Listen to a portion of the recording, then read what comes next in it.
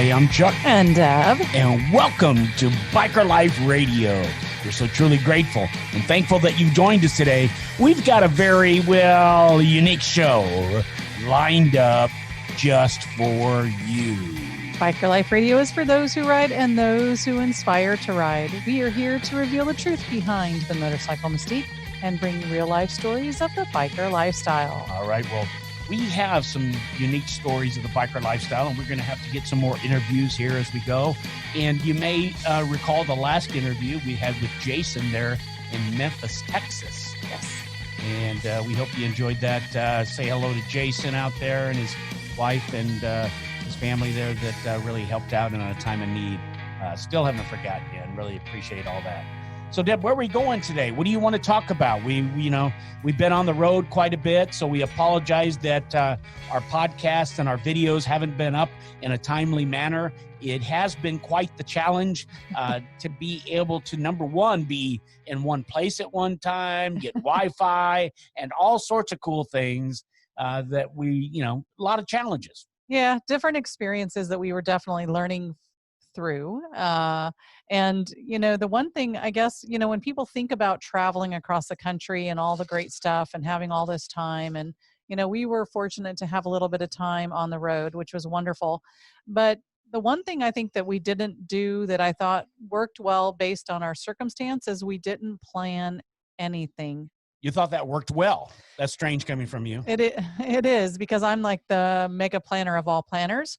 However, based on what we experienced on that trip, I think it was a good thing that we didn't have plans, because then we would have to be breaking those commitments and or plans, rearranging and doing some whole sorts of other things. So it was good that we kind of had a idea of what we wanted to do, some of the things we may have wanted to go to see. But other than that, it was almost like planning as we went. And I think that was some of the challenge I know that for me I faced is we didn't realize with COVID going on and all the other sorts of stuff what travel might look like outside the state of Florida. And every state was a little bit different. Yeah, it was a challenge. It was quite different. And it was totally unplanned. And in case you haven't been following us and you're just now joining us, we actually took a RV across the country. I was supposed to take my bike, Thumper, with us. Thumper didn't make it. It was 460 miles away from me meeting Deb in Colorado. It broke down just right outside of Childress, between Childress and Memphis, Texas, with 460 miles left to go. Broke my heart. But the whole idea was that we were going to get the RV. We were going to tow Thumper and a U-Haul for a while before we picked up our trailer, which we got in Brose, Georgia. Yep. And if you're looking for a good trailer, just let us know. We could probably help you with that, because that was a pretty good deal, and it's been a nice trailer so far. Yep. So, again, like Deb said, it was totally unplanned. Every day we woke up, we didn't know where we were going. We usually didn't have a place to stay, and it just and we've mentioned this before, so I know it might be a little bit redundant, but for those people who haven't heard it, it was the season that even though COVID's going on, some places, I guess, might even had a COVID where you couldn't have the entire, because I think the Grand Canyon might have been that way, because there were so many spots that were open, but they said that there weren't.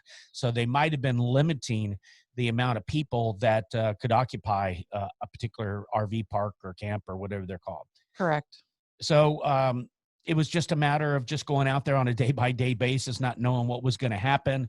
And the whole idea was to take the bike. I think I said I sort of got lost there, but and to ride the bike, park for a few days and then ride the bike on some of the rides. And maybe what I would do is some of those mountain things, though I don't know how Deb would have dealt with it if I wouldn't have been in there. I don't know. You might have dealt with it better when we're going over some of those mountain passes. I think I may, I've tried to think about that, because driving through them with an RV as big as it felt like it was, which now it's not such a big RV anymore, but no, it's not. Because I've driven for so long now. But as a new driver in that environment, those were some treacherous mountains. But I also feel that maybe on a motorcycle being more open, I would have felt more at ease, if that's a little, that's awkward for me to say, but someone that does not like heights whatsoever on the edge of cliffs is not the way that I like to travel. But I had this huge responsibility of this RV, making sure we got over to the other side of the pass. And that to me was a little bit, I think, More than as one we pass. watched, it was several of them, probably 4 or 5 if I counted them. But the motorcycles we saw coming down the mountains, I think I would have been more comfortable in the seat or a saddle on a motorcycle at that point than in the RV. Possibly. Yeah, I mean, possibly. I lived in Colorado and I rode in the mountains, but I don't ever recall riding a pass like that. So that's something we're going to have to go back and do. And now the trailer that we have is not a trailer. By the way, we're not trailing our motorcycles. We're just carrying our garage with us. Portable with our garage. home. Yeah, that's right. So, for all those people that are going to talk down about us trailering our bikes, it's just our garage. Right. Because we're taking it, our garage along with our home house. Yeah. as we go. And so we're hoping to be doing more of that. Sturgis is happening this week. Sturgis is coming up. Right. And starts this weekend, actually. Yeah. So we, had plans to maybe go up north and things like that we didn't do. We, when we initially left, we said, let's do this and maybe we'll end up over there at Sturgis and South Dakota and Deadwood and ride some of those rides over there. But because I didn't have the motorcycle, it didn't make sense. Didn't want to do it. We'll just have to leave it for another time. And so, it was a great time. It was a great time, and we have so many more things on the list now. We've got Yellowstone. We've got to get up there to the Deadwood area and do all of those Sturgis type rides that they do. So what it's done is it's fueled my fire to get moving, to get things even faster, so we can get back on the road and get up there. So, but the idea is, what we need to remember is that winter is coming for a good part of the country. And so again, as this becomes a new lifestyle for us, we will certainly learn where we can travel in the winter months and where we can travel in the summer months. And I know that there's going to be good riding no matter where we go. So I do love the fact that it's our home on wheels, and our garage, our portable garage, just goes with us so that we can have our motorcycles too. Yeah. And winter is coming. Winter is coming. Yeah. Everybody knows. Yeah. Deb doesn't know, but I think I just, anyway, we'll pass that up. So where are we going with that now? Well, I just wanted to kind of maybe recap a little bit for those that are new to maybe and didn't connect all the dots of where we were. So we started off in Colorado. We left Colorado, did a lot of mountain ranges in Colorado on our way to the Grand Canyon, stopped at the Grand Canyon for a couple of days, and then headed down. By the way, that's the best. If you haven't been there, it's not on your bucket list. It's something you've got you to go. Have to see. Yes. That was my 3rd time there, and I was absolutely amazed. I was blown away by it. It's absolutely incredible. All the pictures that we've taken, all the videos that you'll be able to see are not going to compare to being there in person. And actually, it probably worked out best during COVID that we're there, because there were parking lots that were empty. So I can imagine this place being packed full of people, which there were still a lot of people there. Mm-hmm. It seemed like a lot of people. A lot of foreigners were there. So that was interesting. A lot of people weren't wearing their mask that were there. Yes. So it was quite interesting that you had this mix, and a lot of people weren't wearing the mask, and they were all foreigners from people from all around the world. Speaking of which, we didn't have any really trouble with the COVID and mask. We followed the rules. We darted through New Mexico because they had a 14-day quarantine that we weren't about ready to do. And so we just chucked right on through that state. But go ahead, Deb. I'm sorry I interrupted. Yeah. So no, we made it through Colorado. We did a very scenic route down the southern part of Colorado on our way to Arizona. So then we hit the Grand Canyon, and then we headed through Sedona, Arizona on our way to Prescott, Arizona. I love it. Where we were fortunate to connect with some friends in Prescott and stay there a couple of days. Again, I think we both probably wish we could have doubled our time there or tripled and stayed there for quite some time, because Prescott was beautiful. And then we headed to see some friends down in the Phoenix area, and that very South Phoenix, it was not really even Phoenix, but the south end of the city, down south of Mesa. And that was a very different culture and climate, driving through the desert. And so at that point, we knew after watching a little bit of what was going on with COVID that New Mexico was doing a 14-day quarantine. So we originally had planned to stop overnight there But then we rerouted ourselves in order to just drive through the state in order to get to Texas. So we stayed on the other side of Texas. And you missed the petrified forest. Oh, we did the petrified forest. Yes, after we left the Phoenix area, we did the petrified forest. It wasn't as spectacular as I had recalled it, and I wanted to see some petrified wood and all sorts of things. But again, we had to get back on the road. We had already been off the road, what, an hour? It was a good detour for an hour to 2 hours. It was neat, and I would certainly recommend if you're not in a hurry and have some time, because we really didn't get to see even the whole entire petrified forest park. So yeah, definitely make the time. That was worth it, I think, to just kind of jaunt off the beaten path and get off the highway a little bit. And then we headed into Texas, stayed in Texas before we picked up Thumper in Memphis, Texas, and then made our trek from Texas on back. Did we do anything exciting on the way back? Not really. Not much. We did actually go up north. We did hit Tennessee. Yeah, went through Memphis. We went through Oklahoma and Tennessee, and stayed the night over in Tennessee before we started our jaunt back down to Georgia, where we were picking up our trailer. And then we were wanting to just kind of do a little bit of Florida stuff, the northern part of Florida. But it's scallop season in the Crystal River area, in case people didn't realize. So we did stop. We just could not find a place to stay the night. So we just headed on home, and we are back, and all of our home away from home is parked for the moment, and our garage is parked for the moment. So when you guys have taken a vacation and it's been a great vacation, but yet you're sort of glad to be back home. Ever felt that way? I'd imagine you have, because we felt that way, but this time we didn't feel that way. We didn't want to be back home. We wanted to be back on the road immediately. Our beds, we slept so well in the RV. We're still getting adjusted to our beds. I haven't had a good night's rest since we've been back, and I slept really fairly good in the RV. Right. And so we were both really just can't wait, itching to get back on the road. And I'm worried about the RV every day, whether it's missing us or not. And so we got to go check in with, we haven't got a name for the RV yet. Maybe you guys can help us name our RV. Yeah, help us name it. That would be wonderful. That'd be cool. I said Snoopy. Deb can't figure that one out. Maybe somebody else can. And I don't like the name, but that's just one that came to me. Yeah, I'm not a big fan of Snoopy. So I've had a couple just kind of fly through my brain, but as I'm driving her, and I think of her as a her, I don't know why, but I do. I don't know. Nothing's come to me quite yet, but we will name the RV for sure. And and that's been an interesting concept, because everybody, you think that you're excited to get home, you're ready to get home, but because I believe that our home was on the road, and we knew that going into it, very comfortable. We can, cook and eat and do all the things that we would normally do in home. I loved it, and I can't wait. And we figured out that this, driving every day or two is not really functional for us. It would be more like do some work, go stay somewhere for a week, or I'm even thinking go to Prescott for a month. What do you think about that? That's not a bad idea. And they got that place right down the Brian, right down the road from him. Yeah. So we could bug him all the time. Or just go climb the butte for free meals and everything. Oh goodness, they don't eat that much anymore. So yeah, we'd have to prepare meals. But anyway, it's a great time. We had a wonderful visit, and we are glad to be back. But it's almost like, let's just organize enough to get back on the road, because I think that we just want to get back on the road. I've been even tempted to get back on the road and go to Sturgis. I mean, we could do it. Oh yeah, don't tempt me. The only reason it's not tempting is because you fouled something up, and now we have to stay behind for you to fix that. Yeah, number one. Yeah. But you could probably do it on the road. I could. Maybe.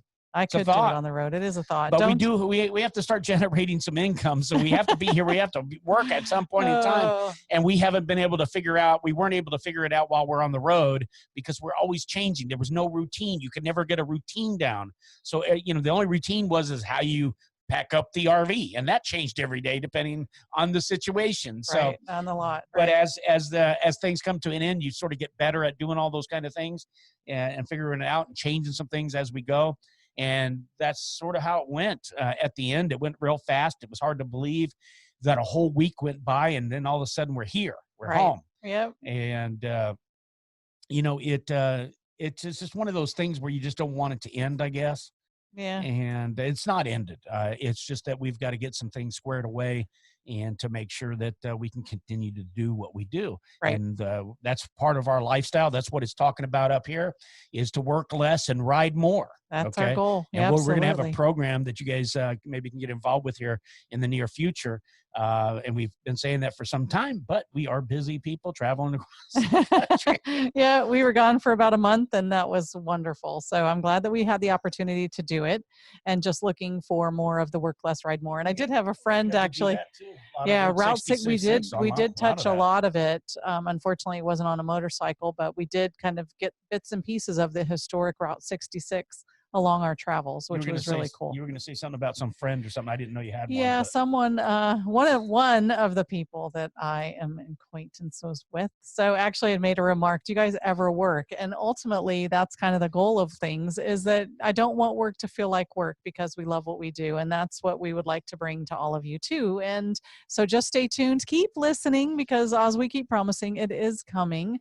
We definitely want to offer everyone that we know that has an interest in something other than what they're doing now an opportunity. So yeah, we're working on a lot of different things that are in the fires, but we have a lot of hurdles just like everybody else. Deb ran into one yesterday that's going to set her back a little bit, and so it sets our plans back a little bit. And again, it would be very tempting. We might think about it, Deb Sturgis. I don't know. I just can't get it out of my head. So I don't have to think too about it. All we got to do is go pick it up and That's drive right. off. We don't have to think too hard. We got 2 motorcycles. One needs a tire. We could probably deal without that, and the other one's some handlebars, which I could probably throw on pretty quick. I think maybe we could try. I don't know. I'm all for it. So if you are for us heading the road and going to Sturgis, be sure and like and subscribe and tell us. Hit the road, guys. Go back to Sturgis and bring it all to you. Speaking of which, we want to thank everybody that followed us and commented and stayed in touch with us throughout our journey. It was because of you that made our journey that much more fun, if you would, because we were able to share it with everybody. And, like Carol Whedon, man. Carol Whedon's been everywhere. Yes. A friend of ours, and she commented all the time and gave us great tips along the way, though, of what to do and where to go. And maybe, late, it was a little after we'd hit the road or headed out of town. But, that's the thing. And we want to bring that to you, too, is that we were able to discover several little tricks and things along the way. And as we get back to, riding on the road, definitely are the things that we want to make sure that we bring to you, because it's easy when you're in one geographical area to think about that area for riding. And what we discovered is that there's probably a whole ton of riding out west that we never even imagined, because we weren't really riding street motorcycles like we are today when we were in that area. And so now it's time to go experience some of that beauty on 2 wheels. I did. Well, I didn't. Well, I did. Okay. Yeah. And I did some of that riding. You did some of that riding. I enjoyed for sure. it. Yeah. But, there's a different type of riding, which we saw a lot of, and that was the adventure bikes. Yes. And there was tons of those on the passes. And I can only imagine, they're on the road, but they must be up there for some other things as well, those passes. And those are some other things that we want to get under our belt as well and try out. And we actually passed a place. I think you saw it on the road, Deb, was to rent one or take a class, or what was it? Do you remember? I think it was an adventure riding class. And so we'll definitely have to look them back up, and maybe on our next adventure out on the road, we can certainly plan a trip to go learn how to ride in adventure riding, and then rent a bike and go do a trail or two. Rent a bike. Maybe somebody wants to sponsor us to That's go ahead true and too. highlight them on the show. Absolutely. Their rental bikes and their program on the tours that they do. So if you know somebody that wants to do some trading, if you will, right, we can accommodate that, of course. Have them connect with us. We'd love to get them on the radio and show them and talk to them about all the things that they do in the adventure bike riding world, and then also see what we can do to get on them too. So, I did get bit by one of those murder hornets, and I survived. I noticed, if you see this left side of my face here, it's still swollen, but I did survive, one of those murder hornets. That's the funniest thing, is that you were gobbled up by all sorts of creatures and bugs and stuff, not on the road, but as we were heading back home. And there were some red wasps in the northern part of Georgia that just came out when we were packing up, because I went out there to help and I noticed them. And next thing I know, you came in and said you've been stung. Yeah, I needed some sympathy. I wanted some love. So I'll do anything to, to get some of that, whatever it takes. But yeah, I did. And I was only joking about the murder wasp or hornet. They're supposed to be really large. I really didn't even see it. I was actually pushing in one of the compartment doors on the RV. So I wasn't messing with anybody or messing with a nest or even around, because the night before we sat down on the picnic table that was out there and had no problems. Nothing, right. And so all I was doing was making sure the compartment doors were shut tight by leaning them up against them the way that Deb's dad taught me to do, and shut them. And that's when I got stung. Right here in my ear. Actually, it was in my ear. Yes. But come to find out, there were 2 other lower bites right below my ear. And Jim Boothman says I need to write a book, which he's absolutely right, about Thumper going down. I actually have thought many times, and hopefully I'll have an opportunity to get around to this, is to write children's books about Thumper. And that's something that I would probably really enjoy doing. And maybe I can even do the artwork, which would be really gross. But well, maybe there's an artist that would want to help you out. Yeah. Along the way. Yeah. So anyway, I don't know why I'm talking about that, but it was something to be stung, and it did. It's just now going away after over a week. I mean, right. I read online it was supposed to last maybe 3 days or something. And I did have some euphoria going on. Is that the right word? I don't know. I think it is. Yeah. A little bit of deja vu. Not really yet. I wasn't sure if I was going to die. It's a good thing I wasn't allergic to them, obviously, out in the middle of nowhere, and we wouldn't have had any. Right. It was very far northern Georgia. Yeah, we were heading on our way down south, and that was Cave Creek, I think it was, wasn't it? It was, yeah. Cave Creek, Georgia. Yeah, a neat little spot there too. Sort of, kind of, yeah. It was different.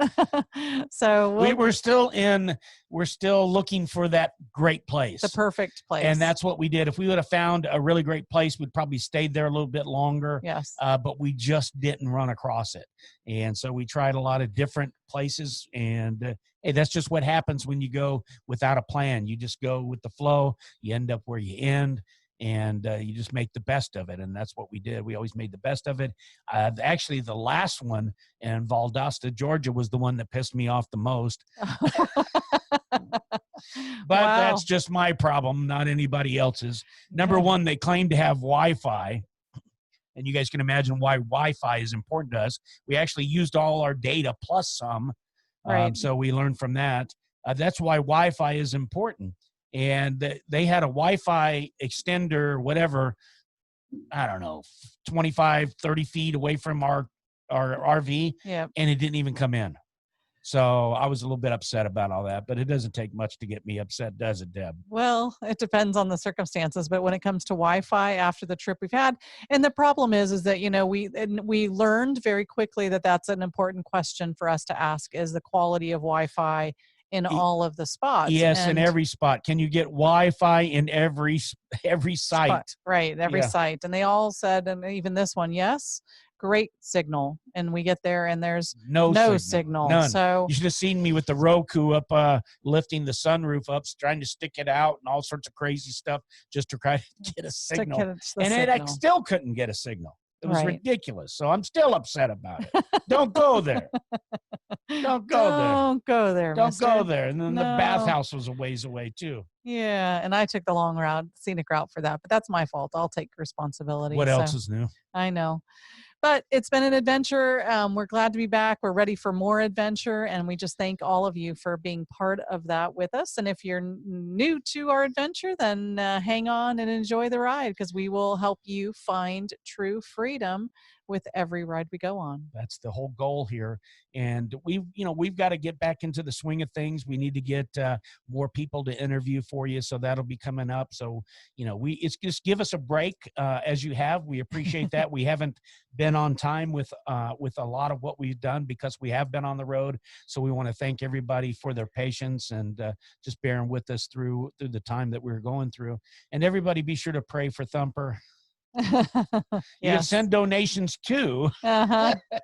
Absolutely right. Chuck-n-Deb Show. I gotta get Thumper up. I'm going to actually try to attempt to do some of it myself. I think I would have to clean out the garage a little bit better than what it is, so I can keep track of all the parts. But anybody wants to help you out, there's another call for help. Dan's already offered, so Dan would be good. He's already said whatever I need, just take it down there and we can work it out. And and he's there for any assistance. So that's Dan Burden with Dan's V Twin. So we really appreciate him because he helped me out. He's been a tremendous friend. He's always been there for us, always from the very beginning. Fantastic guy. Just glad to have him in part of our life. That's right. Sure. Absolutely. So, but I'm supposed to have some time now. Things have changed with us, so I'm supposed to have some time, but it just hasn't worked out that way to be able to work on these things. It's like it's hard to believe that it's even Thursday. And I am saying that it's Thursday because it is Thursday. Yes. It's hard to believe it. The week's almost over. Goodness. It's just hard to believe. And, it's just flying. It's like, we just come back and the time just goes and you run into all sorts of problems that set you back. And, life. That's right. We'll just keep on working through it and come out the other side better people. Yep. So, well, we just appreciate all of you listening. So you can be sure, and if you haven't visited us yet, be sure and follow us and go to Apple or iTunes and Spotify. Leave a review. Please let us know if you have any topics that you'd like us to talk about. We've got things in the works for sure, as always, but we'd love to hear from you as far as what things you'd like for us to share about biking, motorcycling, and all things biker related. And so be sure and let us know. And then you can also visit us on our website, which is chuck-n-deb-show.com. Yep. And also find us on Facebook at Biker Life Radio. We also have a page for Chuck-n-Deb. Let's just explain that a little bit in case some people have gotten lost. The Chuck-n-Deb Show is how we started out. And the Chuck-n-Deb Show now is what we consider like our local, for things that are happening locally. Biker Life Radio is international. It's around the world. It's global. And so we are a show basically on Biker Life Radio. And actually, I'm going to go ahead and announce right now, we're looking for talent.